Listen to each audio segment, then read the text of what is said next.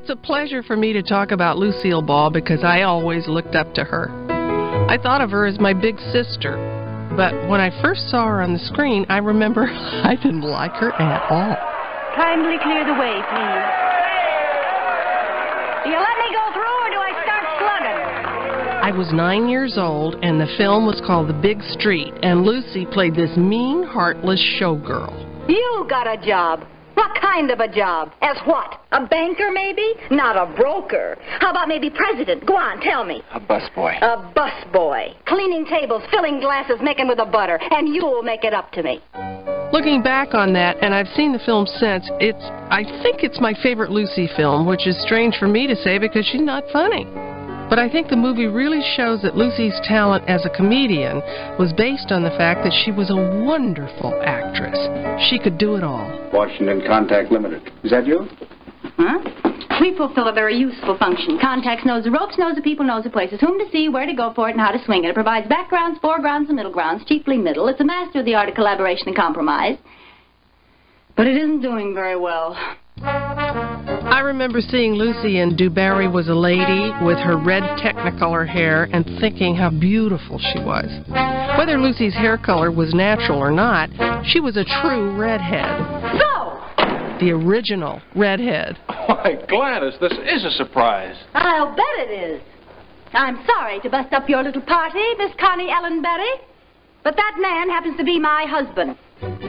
I admired Lucy because despite her truly beautiful looks and being a woman, Follow me.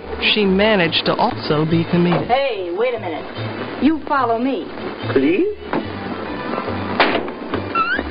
That wasn't easy because in Hollywood, all the top comics were men. So Lucy usually played the second banana to guys like Bob Hope or Red Skelton, and she never got as much to do as they did.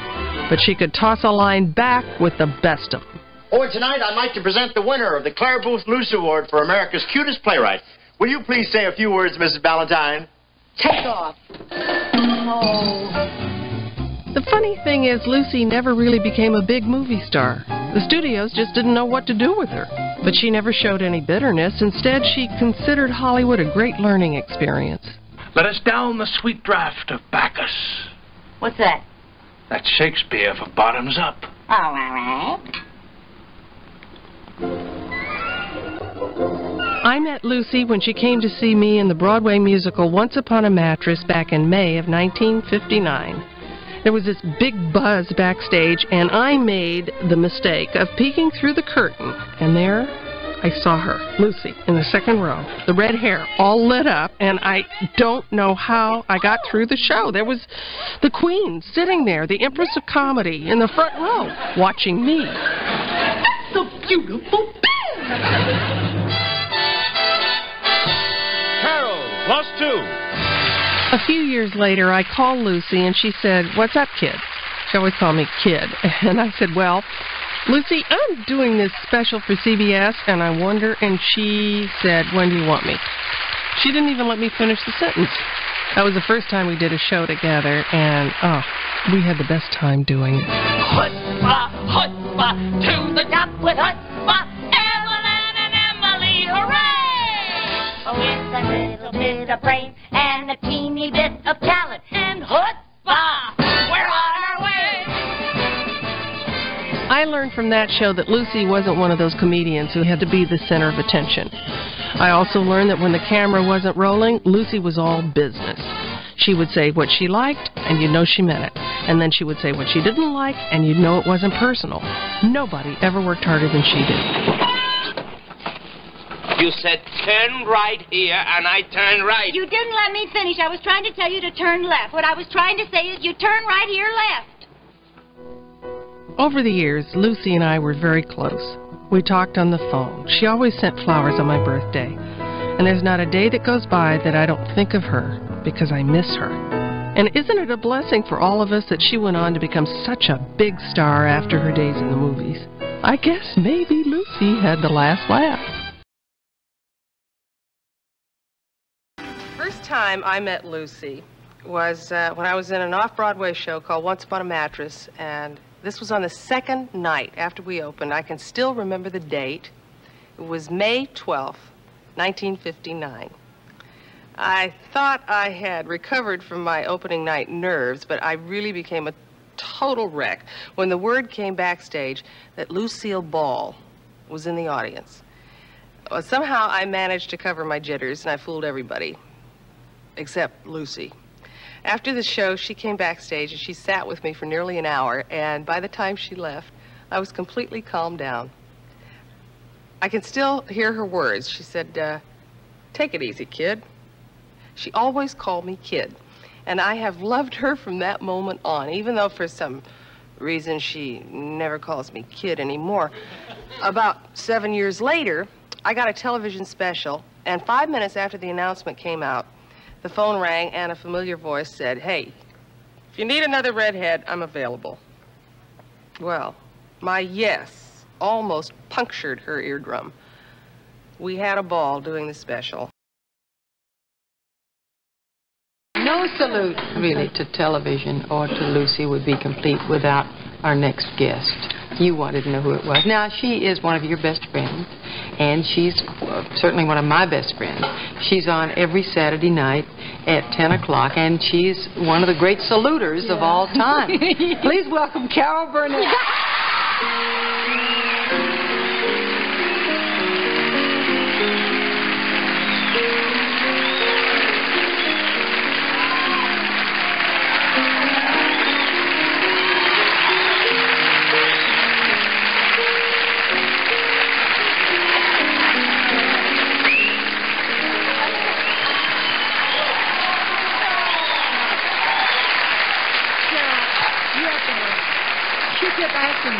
She said, "We're not going to sit here and just talk." I said, "Yes, Lucy, I've got a lot of things I want to ask you, and I got some things I want to ask Valerie, and we got a couple of games we're going to play." And she said, 90 minutes? We're going to sit here? And no, listen, you know, I'm not working tonight, and they said, you know, they attacked me in the hall, and I said, you know, "Who's there?" They said, "Lucy." I said, "Well, okay." There are too many people I'd wear high heels and socks for. We needed a redhead. And a chalet. Yeah. But now, do you remember when you first met Carol? Because Carol knows exactly, and she's told me several times. It was May 12th, 1959. She was in Mattress in we had opened, yes, we opened May 11th, 1959, and Lucy came to see the show, Once Upon a Mattress. It was off Broadway the second night. Oh, yeah. I had never met her, and, you know, we're getting ready to go on, and I'm doing the makeup, and they said, "Lucille Ball's in the audience." I went,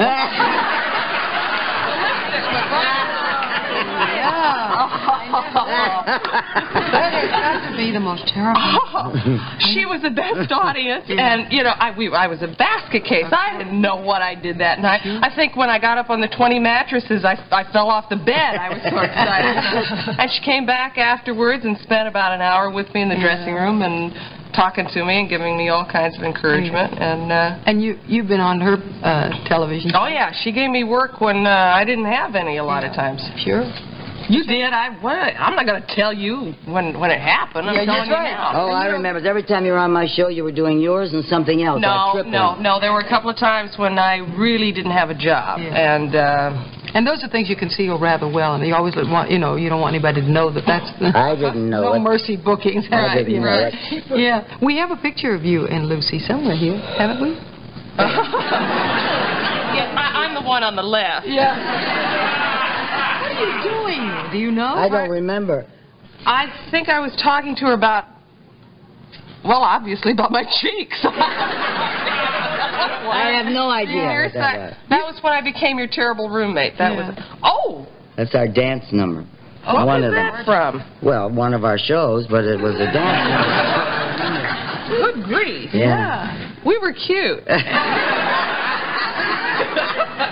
Yeah, that's the one I like. Oh, yeah, there we are. What do you call it? Manhattan Baby.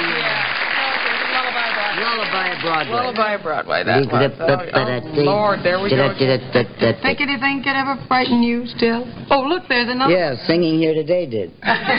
Listen, I got a bone to pick with you. I could never get her to really get up and sing on our show that much. We had to absolutely, you know. Oh, I know. Well, they don't tell me, so that's how they get me over here. That's right. Lucy gave you a baby shower, and the husbands came? Oh, that was so terrific. It was my second daughter. At the time, I didn't know what it was, but I was... You knew you were pregnant? Yeah, I had... Boy, was she pregnant. Oh, God. I was 2 years pregnant. No, I mean, I remember one morning getting up on the kitchen stool, reaching for some sugar, and just falling over. Anyway, Lucy said, maybe it'll happen if I give you a baby shower. And I said, oh, one of those itsy-poo things with all the ladies in the daytime. The ladies in the cutest thing. She says, no, I'm going to really do it right. And it was a nighttime, it was a dinner with husbands and wives and boyfriends and girlfriends. It was... Well, you had to be there because Gary Morton, Lucy's husband, opened up all the baby gifts, and I cannot tell you how he put them down. He was so funny putting down all the... I can't tell you what he said. No. It was one of the most marvelous evenings. I went into labor the next day.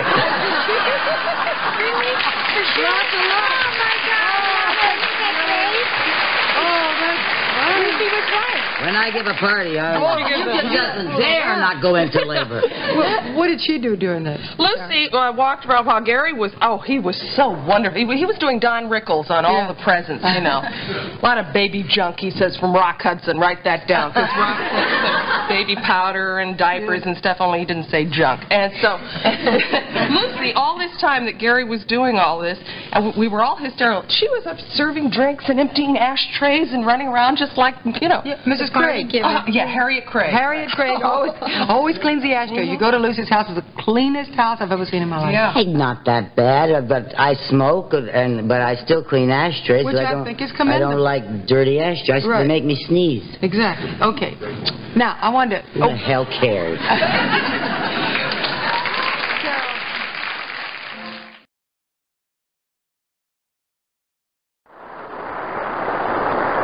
During the past hour or so, we've seen a parade of women who had, as Noel Coward so beautifully put it, a talent to amuse.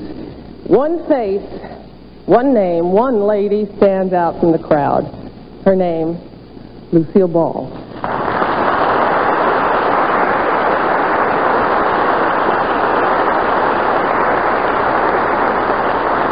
I had the honor of working with Lucy lots of times, and it was always a learning experience as well as a huge pleasure. First time we met was back in New York. I was working in a show called Once Upon a Mattress, and she came the second night right after we'd opened, and then, of course, she already was the queen of television. I thought I was going to die because I remember singing the one song that when I came out, and I could just see that red hair. Just sitting right there, the lights were shining on her, she was laughing, she was a sensational audience. I don't really remember the performance that well, except I was as nervous as I am right now. And she came backstage and to the dressing room. I didn't know how to act. I mean, do I kiss her ring, or what do I, you know? Do I tell her that she's been my idol ever since radio days? Do I tell her I remembered radio? I needn't have worried because Lucy had that wonderful quality of putting people at ease in any circumstance, and she just sat down and we talked as if we'd been friends for 100 years. She was complimentary, she was helpful, encouraging, and later on I found out from many young actors and actresses that she was always that way, very nurturing to new talent. I wish I could offer some great new insight into her special talent, some revelation that would explain her unprecedented success and her longevity. But I can't, because all I know is that she was the best at what she did, and we are all so fortunate to have a record of that gift to warm us and delight us for generations to come. You know, there really isn't a day that goes by that she doesn't dip into the cobwebs of my mind, one way or the other. There's no doubt that Lucille Ball created a whole new audience for watching television. I got sirloin, tenderloin, T-bone, rump, pot roast, chuck roast, oxtail stump. And television, in turn, gave her that venue, gave her that format. The movies she did not do that. She didn't have that opportunity. they didn't give it to her, so she went out and got it. Physical comedy goes across every border. People can laugh at that even if they don't understand what you're saying. The aliens will get a kick out of Lucy. She took you on some kind of a wild journey over those 22 minutes, and you couldn't wait to see what else she was going to cook up. Lucy Ricardo always had something up her sleeve where she wanted to be a winner. And everybody in the world struggles. And Lucy was a struggler. Even though it was off the wall, you were laughing and yet identifying. You give that script to somebody else, it ain't going to be that funny. It's the way she did it. It's the way she looked. It's the way she reacted. You can't write that. You can delegate it. You can say, okay, wouldn't this be funny if? But the if is a big thing. The if was if we had Lucille Ball. It was always the guys. And along came this woman, beautiful woman, who was just as funny as they were. Harvey's going to love you. You do, baby. That's Harvey. Yeah, but you better let me carry him. I wouldn't want any sight. She always called me kid because she was 22 years older, so I was kid. And she said, you know, kid, I used to come in and just do Lucy, and everything would be perfect. I didn't have to do anything but be Lucy. And she said, and then we separated, and I had to go in on a Monday, and I looked at the script, and it wasn't right. She said, and I realized I had to be strong and be what Desi was, or I would sink. She definitely was tough. But I mean that in the good sense of the word. A lot of people were taken aback because she was a woman. She opened those doors for women to be accepted as executives.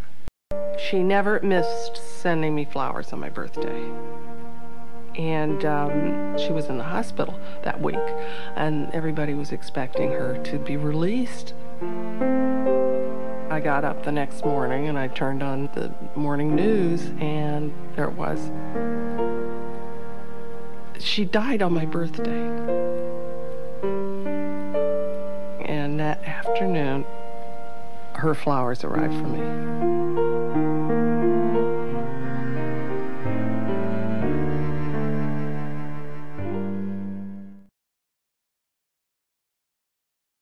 She was fearless. She would do anything. The writers would come up with this stuff. And if she had never done it before, Lucy, can you hang on a ledge? Lucy, can you stomp grapes? Shall we give it the old school try? And then she would work on it. She was very, very thorough in her rehearsing. Another episode that comes to mind, talking about being meticulous, is the one that she did with Harpo Marx, where they were mirror images of each other.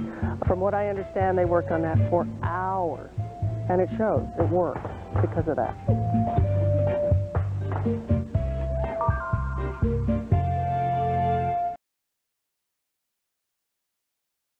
Did you learn anything about comedy from Lucille Ball?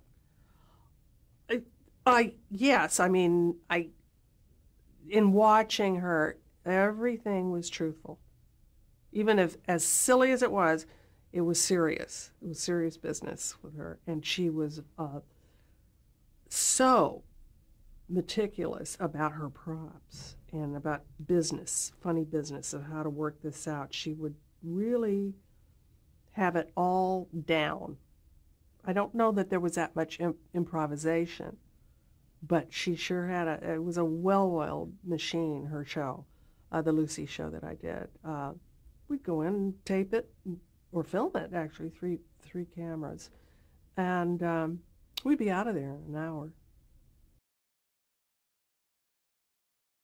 At one point, you're at lunch with Lucy, and you were great friends. She always sent you flowers and birthday card. Yeah, always. Yeah. Well, Lucy came to do our show, and we were doing trade-offs. That was when she had the Lucy show and the Lucy Carmichael show, or, you know, those different, she had two different ones with Gail Gordon. Right, Gail Gordon, yeah. Lucille. Yeah, and so she was doing our show this one week, and she and I went over to the farmer's market where there was this Chinese restaurant, and she said, you know, kid, she called me kid, she said, you know, kid, it's great that you have Joe, you know, to do whatever it is, so that, and get the scripts right and all of that, so that you can just come in and do your thing. Right. She said, and you know, when the Cuban and I split up, Desi, the Cuban and I split up, she said, I went in, now I'm going to do my own show with Gail Gordon, and I went in on the Monday morning to read the script, and it was terrible. She said, I mean, it really was, it stunk. That's what she said, stunk, not stank. She said stunk. And she said, so I didn't know what to do, because Desi would always see that everything would be right, and I'd just come in on Monday and be Lucy, and I'd be fine. Then I realized I had to take the bull by the horns, you know. I just got to change the way I've always been and get strong. So she came out afterward, they'd had lunch, and they all gathered around the table again, and she said, and I told them in no uncertain terms what I thought of that script. And I didn't pussyfoot around. Right. I was like, you know, because a guy can say that, whatever, and it's okay. And but you said that too. usually for your a woman, yeah, they have another name for that as opposed to being assertive. And so she said, and I told him, and that was it. And then she kind of threw back her head and laughed, and she said, and kid, that's when they put the S on the end of my last name.